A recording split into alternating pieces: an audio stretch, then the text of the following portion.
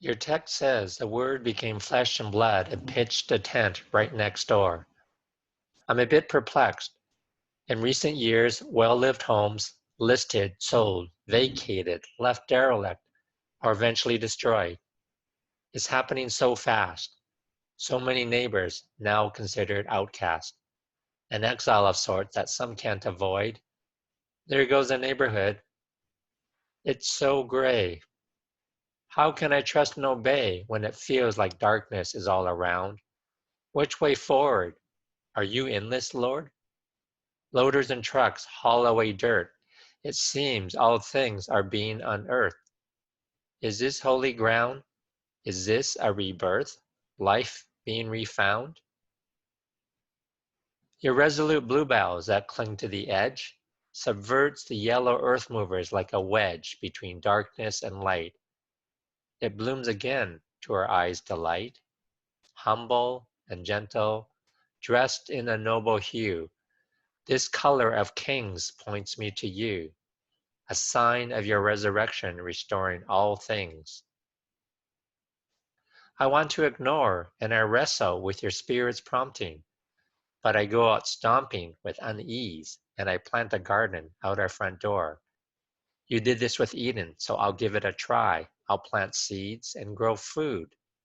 It's a miracle to testify that this garden sustains me and my neighbor and nurtures connections to the stranger. From those connections, lilies of the field dressed in all their splendor, gifted by Arcady with 3 bulbs in hand saying, plant them there, the perfect spot.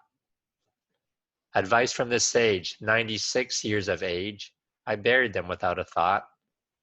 The lilies led to sidewalk chats, then painted poles, and also tea in his humble abode. I read stories of his Russian Orthodox pedigree and Manchurian youth from his organized wad of memoirs and artifacts. At 102, Arcady passed. I made his short list and was asked to be present when he dons his white robe and the priest swings the censer, trailing with smoke to bid his farewell. A roadside library amidst our garden contains a sacred letter from an unseen neighbor. She writes, Dear stranger, I'm down in life. I'm losing who I am. Yet an old friend of a book found within reminds me that I'm still here. I'm still me. Just a homeless heroin user person of me. P.S.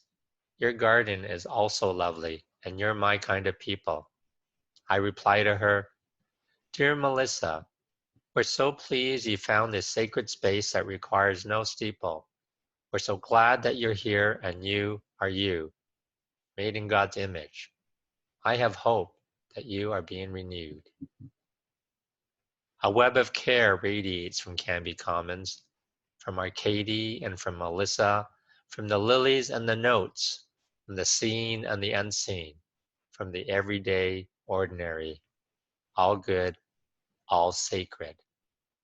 It's life-giving as I live in Chronos and attend to Kairos. Light comes out of darkness. Can you see the mundane-looking signpost staked on an ordinary and humble patch of soil? It's pointing to your very first garden, which was planted long, long ago, and gives me hope to believe in tomorrow. Father, Son, Spirit, let it be so.